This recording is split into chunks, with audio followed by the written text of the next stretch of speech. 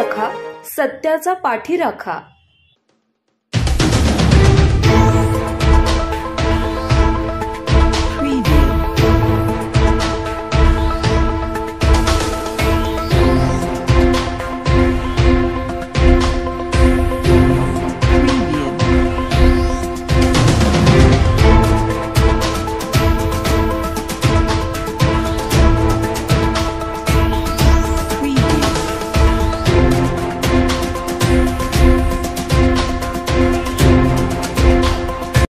दिल से उनका आभारी हूँ।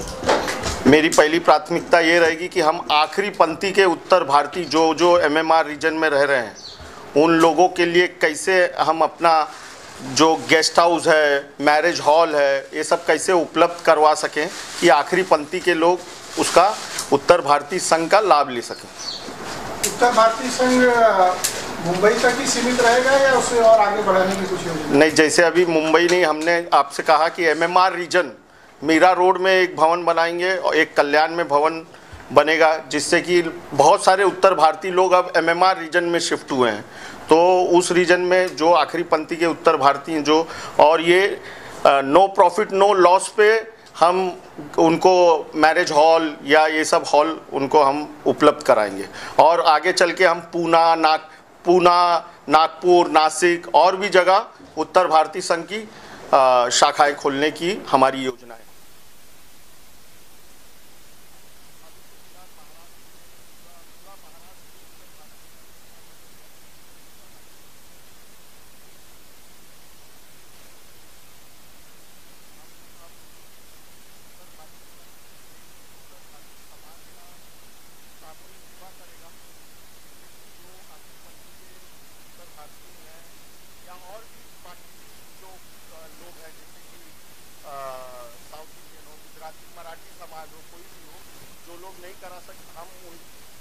सामूहिक विवाह यहाँ पे उत्तर भारतीय संघ पूरे अपने खर्च पे सामूहिक विवाह कराने वाला है।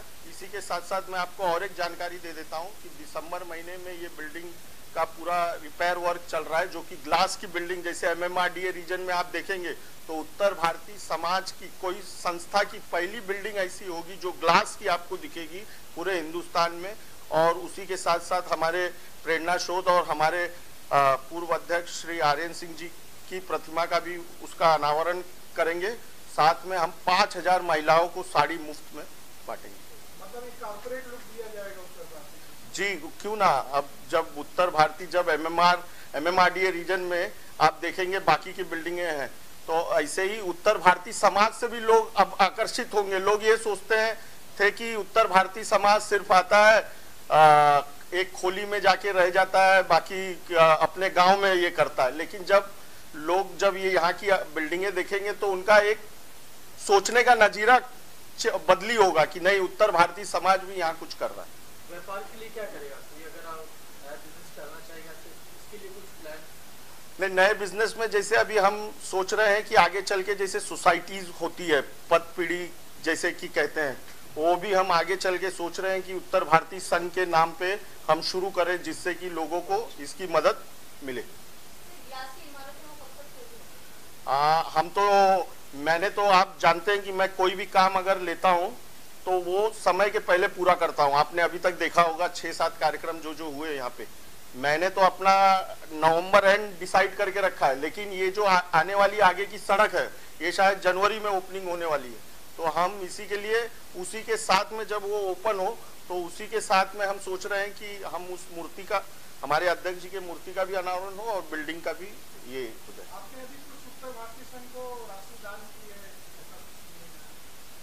जी, मैंने अभी एक्चुअली में ये मैंने नहीं की है, ये मेरे पिताजी जिन्होंने मतलब कि ये करके रखते हैं हरदम, तो जो भी उनका ये है। तो कल रात को मैंने अपने बच्चे से बात किया तो उसने कहा कि मैं तो खुद अपने लिए कमा लूंगा पापा, आप ये जो बाबा ने अपने लिए रखा है, उनका एक सपना था कि उत्तर भारतीय संघ का भवन बने जिसमें कि आखिरी पंक्ति, क्योंकि वो 200 रुपए लेके मुंबई आए थे और वो जानते थे एक उत्तर भारतीय की पीड़ा कि कैसे वो लोग काम करते हैं, तो उन्हीं का जो रखा हुआ पैसा है वही आज मैंने वापस उत्तर भारतीय संघ को 25 लाख रुपए अपने तरफ से समर्पित किया। सर जहाँ तक समाज के महिलाओं को देखते हुए देखा जाए तो बच्चों की शादी विवाह को लेके थोड़ी सी समस्या उत्पन्न होती है, उसके लिए क्या अवेयरनेस समाज के उत्तरवासी संघ क्या कर सकता है, जिससे पहुँच कम है लोगों की, समय कम नहीं पाते हैं, लड़के लड़कियों का विवाह शादी काफी लेट हो रहा है।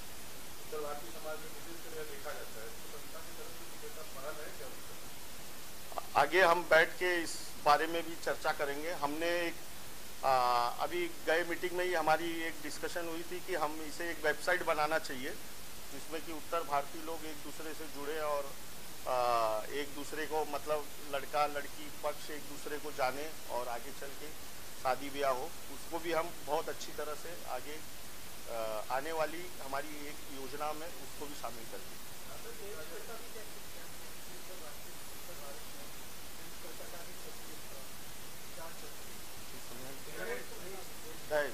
जी मैं तो उसके विरोध में हूँ, ना मेरे पिता ने कभी ये किया, हमारे इसमें तो कभी नहीं हुआ।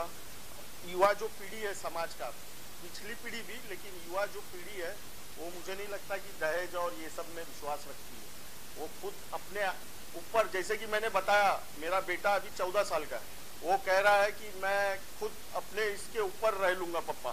तो आने जो पीढ़ियाँ हैं अब वो दहेज और ये सब के इसमें मुझे नहीं लगता कि आगे मिलावा होता है और सारे समाज के लोग करते हैं, रोजगार मिलावा होता है, इस तरह का आयोजन तो नहीं किया जाता कि हमारे प्रदेश से आने वाले युवाओं को रोजगार मिले, ऐसा कुछ सेक्टर चलाना चाहिए, तो ऐसा मिलावा करना चाहिए। करेंगे, सब कुछ करेंगे अभी धीरे धीरे। अभी तो आज से शुरुआत किया है, एक ही दिन में सब खाली बोल के, मैं ऐसा व्यक्ति हूँ कि खाली बोलता नहीं हूँ, काम भी वो करके दिखाना है। तो सब एक एक करके धीरे धीरे सारी चीज़ों को उसको लिया जाएगा संगठन। भैया मुंबई से सटा वसई विरार का इलाका होता है, वहाँ पर सबसे ज़्यादा उत्तर भारतीय रहते हैं। ट्रेन को लेकर सबसे बड़ी समस्या है वहाँ पर, पिछले कई सालों से उनकी लड़ाई भी चल रही है। क्या उत्तर भारतीय संघ उनकी मदद के लिए आगे आने वाला है या किस तरह से? जी, उत्तर भारतीय समाज का कोई भी व्यक्ति अगर वो मुझे, एक छोटा से छोटा व्यक्ति भी मुझे लाएगा, मैं उसकी मदद करने के लिए हर 24 घंटा उपलब्ध रहूँगा। मांग है कि बनारस और उत्तर भारत में जाने के लिए जो ट्रेन होती है वो वहाँ पर उसकी व्यवस्था नहीं है, उसके लिए लड़ाई वो लोग लड़ रहे हैं। तो हम रेलवे से मिलके हम उनको ज्ञापन दे के और फिर हम रेल मंत्रालय में भी जाके इसके बारे में आगे बोलेंगे कि लोगों को ट्रेन की सुविधाएं और बढ़े।